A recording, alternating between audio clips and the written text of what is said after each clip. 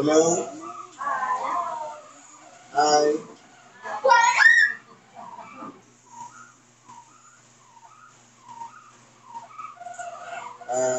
Sa pangalan po ng dakilang Panginoong Jesucristo, isang mapagpalang araw sa ating lahat.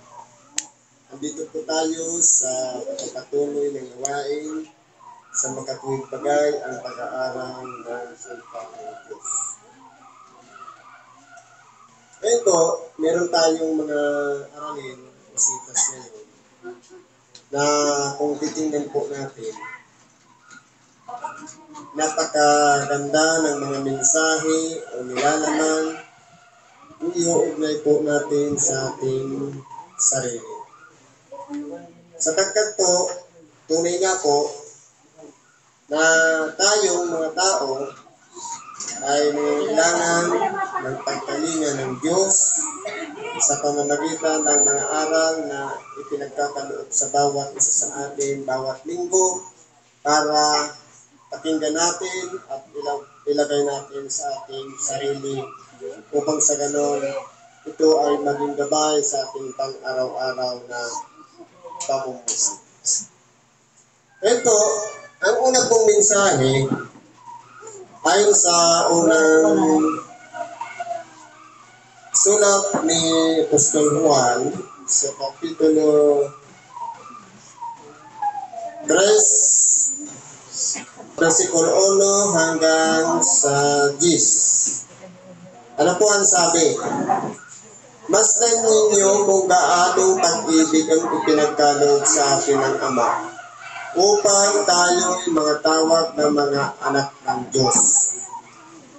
At tayo'y galing nga dahil dito'y hindi tayo nakikilala ng sanglibutan sapagkat siya'y hindi nakikilala nito. Kaya po kung titingnan natin, kung tayo po bilang isang tao na nabubuhay sa pagkakasala o sa mga paglabag sa kalooban ng Diyos, kung titingnan po natin sa ating sarili, hindi tayo marapat na tawagin anak ng Diyos. Pero dahil nga sa pagpapasakop natin at pagsunod sa kalooban ng Diyos, tinawag na tayong anak. Ibig sabihin, isang bagay na sa kabila ng ating pagiging isang makasalanan, tayo'y pinahabagan ng Diyos, pinaawaan at pinatawad ang ating pagkasala. Kumbaga, yung kalagayan nating tao na bagamat po tayo ay may parang palakid sa ating Diyos dahil nga sa hindi natin nasusunod ang kanyang kalooban. Pero, yung pagpapatawad po ng Diyos, gaano man po ang ginawa nating paglabag o pagkakasala sa Kanya. Kapag tayo po ay pinatawad, kumbaga, hindi may paliwanag sa isang bagay na napakalaki ang pag-ibig ng Diyos sa atin. Sabi nga sa Juan 3:16, kayo na lang ang pag-ibig ng Diyos sa sanlibutan. Ibinigay niya ang kanyang bugtong na anak. Marahil kung wala po ang ating dakilang Panginoon, hindi niya sinugo dito sa ibabaw ng sanlibutan. At hindi natin nakilala yung aral o kahit si Kristo, wala pong puwang sa atin ang tawagin tayo isang anak. Pero dahil nga, tayo pong mga tao ay tinatawag ng anak, dapat kikilalanin naman natin ang Ama sa makatuwid bagay, ang Diyos na kapangyarihan sa lahat, yung nagsugo sa ating dakilang Panginoong Jesucristo. Kaya po, sa isang tao na tinatawag ng anak, hindi po siya makikilala ng mga hindi pa nakatawad. Ibig sabihin, ang nakakilala lang sa Ama, walang iba yung kaparehas niya rin pinatawad. Sa makatuwid, katulad din ng isang anak. Ano ba sabi dito? Mga minamahal, ngayon ay mga anak tayo ng Diyos at hindi pa nahayag kung nagiging ano tayo. Nalalaman natin na kung siya ay mahayag, tayo magiging katulad niya sapagkat siya ay ating makikita gaya ng kanyang sarili. Kaya kung titingnan po natin mga kapatid, ngayon po, dahil nga sa pagpapatawad, tinawag tayong anak ng Diyos. Pero, yung magiging kalagayan natin sa hinaharap, hindi pa natin nalalaman. Sapagkat, tunay na hindi nga natin alam kung saan naparoon ang ating dakilang Panginoon. Alam natin na mabasa sa banal na kasulatan na kaupo siya sa luklutan ng kanan ng Diyos.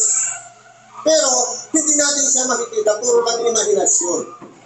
Marahil kung siya makita na natin sa kanyang kaluwalhatian, doon naman mahahayag ang magiging kalagayan natin kung magiging ano tayo sa hinaharap. Sapagkat, kung ngayon nga, kahit nga panahon lang ng pagsamba, panahon lang ng pakikinig ng Ebanghelyo o pananalangin na kakaligtaan natin, wala pang kasiguraduhan ang magiging kalagayan natin. Pero, inihahanda tayo ng Diyos sa pamamagitan ng Ebanghelyo, ng aral, para buksan ang ating kaisipan, kakanasahin natin yung inihanda ng Diyos sa hinaharap sa makatilig bagay ang magiging kalagayan natin bilang nasa Espiritu. Kumbaga, ang buhay ng tao, tunay nga, mamamatay, pero pagkatapos ng kamatayan, meron po kasi inihanda ang Diyos afterlife, sabi nga. Ngayon, hindi pa yan klaro sa atin, hindi pa maliwanag. Pero kapag nahayag na sa atin, kung nasaan talaga naroon ang ating dakilang Panginoon, ipapakilala niya ang kanyang sarili kung sino siya. Bagamat doon, ang mga tao hindi siya kinilala, ipinako nga siya sa cross. Pero sa takdang panahon, magpapakilala siya ng lubusan. Dito sa aral pa lang, nagpapakilala na siya. Pero hindi pa sinasampalatayang dahil nga tayo po ay nasa katawang laman pa. Dahil kung ganun sana, kung nauunawaan, dapat ang mga tagapagpahayag ng salita ng Diyos, nagkakaisa po sila sa layunin. Hindi po nagtatalo-talo. Hindi nagdidebate o nag-aaway-away sa aral. Kaya nangyayari po, totoo nga, maraming mga sikta o relihiyon, pero ang kinalalabasan, negosyo. Pinagtatalo-talonan nila kung ano yung pakikinabangin sa mga miyembro. Kaya po sila nagpaparamihan ng mga miyembro. Pero kung titingnan natin, hindi naman talaga kaligtasan ang itinuturo, kundi walang iba ang magpakayaman sila.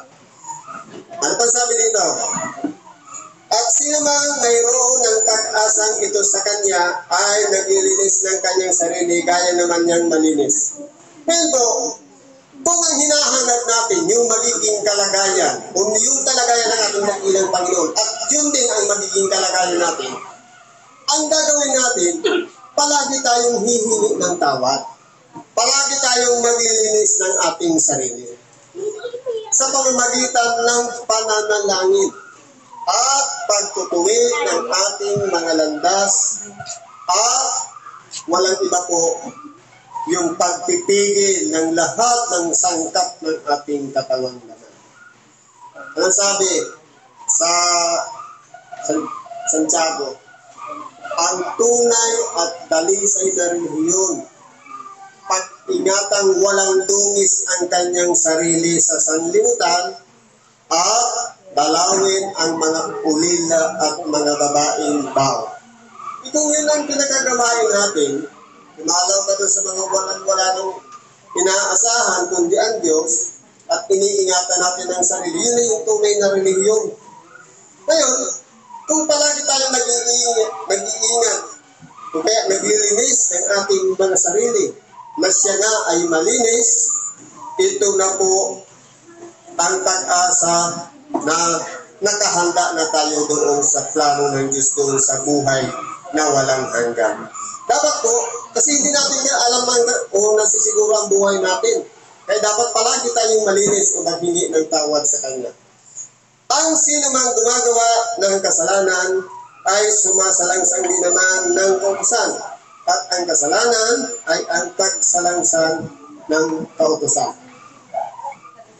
Ibig sabihin, ang definisyon po pala ng kasalanan, paglabag. Kaya po, sinasabi, walang matuwid, wala kahit isa.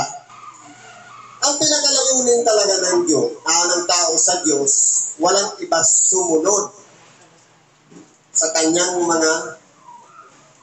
sa kanyang kalooban. Ang mga tao dapat nakasunod doon. Pero po, ang tao may sariling kalooban. Ang plano ng Diyos, walang iba, makinig tayo ng Ebanghelyo, palagi tayong nakaugnay sa Kanya, palagi tayong maglilinis ng sarili. Yun lang ang gawain ng tao. Dahil nga, nabuhay tayo dito sa ilalim ng sanglibutan na may pangangailangan din natin. Minsan, naagaw yung atensyon na dapat sana yung unahin yung sa Diyos, ang nagiging pangalawa na lang yung sa Diyos. Ang napag-uukulan natin ng pansin, yung pangsarili, dahil tayo kumakain, may mga pangangailangan tayong damit.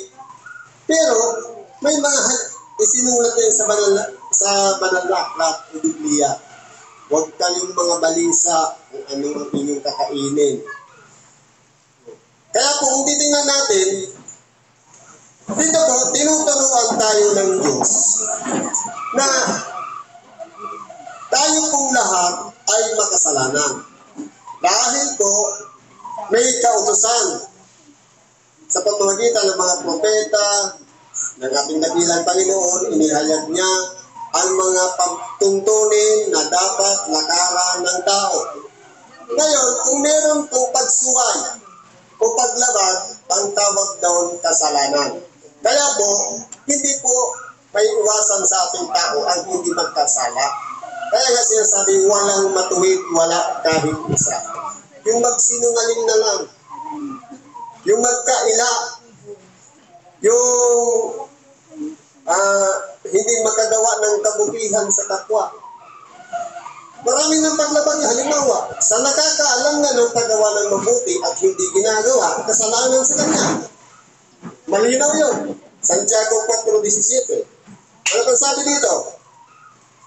At malalaman ninyo na siya'y nahayag upang mag-alis ng mga kasalanan. At sa kanya'y walang kasalanan. Totoo po, nung nabuhay sa dito sa ibabaw ng sanglibutan, nahayag po siya.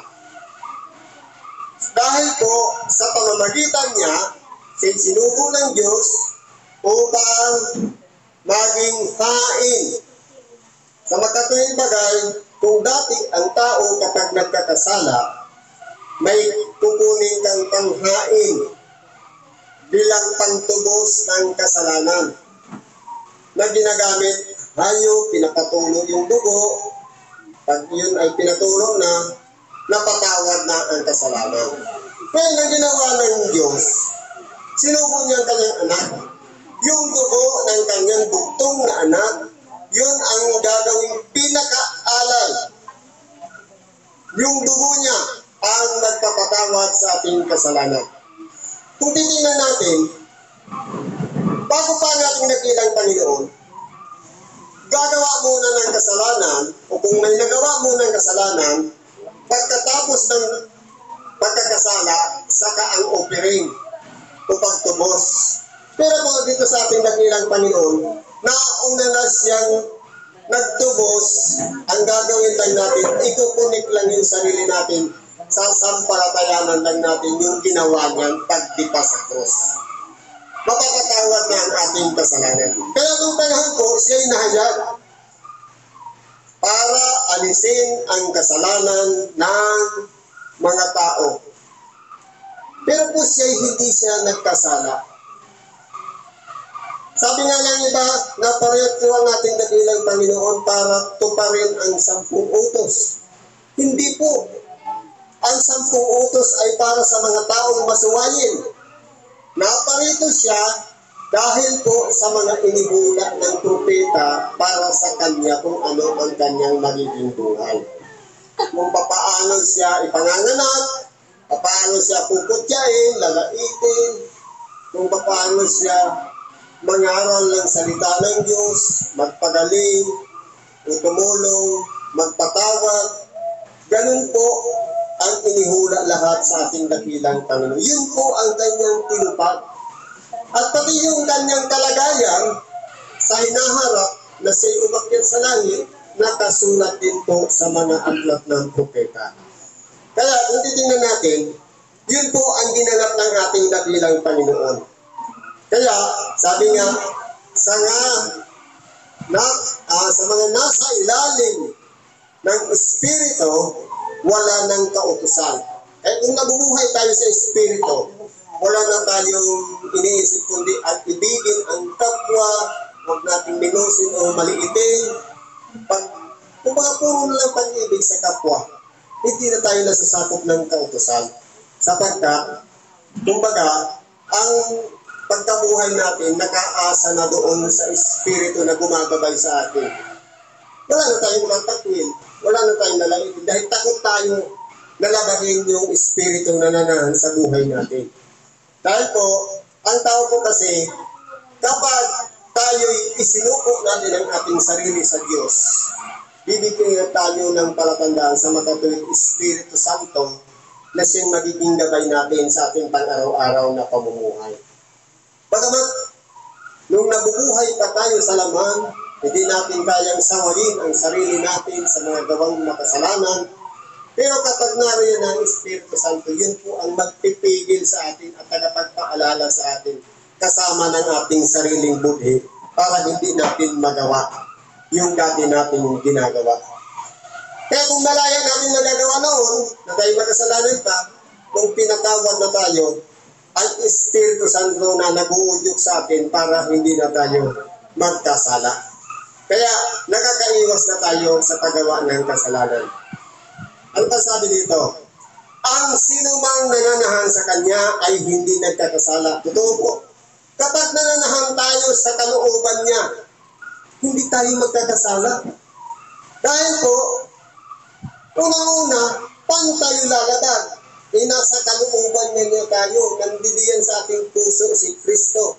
Ang Espiritu Santo ang gumagabay sa atin. Kaya takot tayong gumawa ng kasalanan. Dahil po, yung udyok pa lang ng Espiritu Santo, itinuturo na sa atin kung ipinakikita na sa atin at pinamamalas yung mangyayari sa maghapon minsan. Kung meron tayo ng malinis ang ating puso, ipapaunawa na ng Espiritu Santo yung mga bagay sa hinaharap. Kaya kung titignan natin, minsan meron tayong precognition. Pagka minsan, hindi pa nangyayari yung mga sitwasyon, pero may udyok na ng Espiritu Santo para makaiwas tayo. Ganyan po yan. Ano pang sabi dito? Ang sinumang nananahan sa Kanya ay hindi nagkakasala. Sinumang nagkakasala ay hindi nakakita sa Kanya ni hindi man nakakilala sa Kanya. Kaya po, kung titingnan natin, para makilala natin ng lubusan si Kristo, dapat po, hindi lang magtatapos doon sa kilala natin si Kristo o yung aral niya. Dapat po, tingnan natin sa sarili natin. Ano kaya ako sa harapan ni Kristo? Kilala niya rin kaya ako? Ibig sabihin, hindi lang yung, si Kristo, kilala ko yung ipinanganak sa sagsabang, ipinako, nangaral ng salita ng Diyos. Kilala ko yun. Yung aral niya, kilala ko rin. Pero, ang tanong, kilala kaya tayo ni Kristo? May tanda kaya tayo ng Espiritu Santo? Dahil po, kung kilala tayo ni Kristo, ipagsasanggalan niyo tayo sa kalaban. Ano mang bagay na mga pagsubok na dumarating sa ating buhay, Sabi nga, hindi tayo bibigyan ng higit sa kakayanin natin. Kung hanggang saan ang sukat ng ating kakayanan, nandun lang yung pagsubok. Pero kung kasama natin si Kristo, halimbawa, sabi nga, kung titingnan natin yung aral, ang sino man ikanang maging dahilan ng ikatitisod sa maliit na ito. Halimbawa, sa mga baguhan, pinagmulan ng ikatitisod. Yung pinanggalingan ng pagkakatisod, walang kwenta yung sa harapan ng Diyos. Bakit? Diba tatalian ng bato, ihulog sa gitna ng dagat. Ibig sabihin, walang kwenta. Mas mahalaga sa harapan ng Diyos yung mga baguhan na nakikinig ng kanyang aral. Pero yung pinanggagalingan ng pagkatisod na mga matagal na, yung mga nauna, walang kwenta na yung sa harapan ng Diyos. Ang pinahalaga ng Diyos yung mga bago, kung titingnan natin, kahit ang mga anghel sa langit ay nagkakatuwa dahil sa isang taong nagsisisi. Ibig sabihin, mas mahalaga sa Diyos yung isang taong nagsisisi kaysa isang dati nang nagsisi. Marami pangalan yan. Siyang napot siya, iniwan niya, hinanap yung isang nawawala. Kaya kung titingnan natin, dapat kilalanin natin si Kristo, yung aral niya, dapat kilala rin tayo ni Kristo. Kaya kung halimbawa, sa siyang napot siyam, ngayon, tayo pala yung isa, pero hindi na tayo hinanaw. Ibig sabihin, wala na tayong connection kay Kristo, hindi na tayo kilala. Kasi kung kilala tayo, abay gagawa siya ng paraan para magsugok ng tao, hanapin yung nawawala. E paano kung tayo yung nawawala ngayon, naiisa na yun, ang hinahanap. Kung mahalaga tayo, hahanapin tayo ng Diyos para mapuno yung siyam o isang daan. Iiwan nga yung siyam na putsyon at hanapin yung isang nawawala. Pero kung hindi tayo pinahalagahan ng Diyos, marahil hindi na wala ng connection tayo sa Kanya. Hindi na tayo tinatawag na anak, hindi alipin na muli, bumalik na tayo sa dating kalagawan.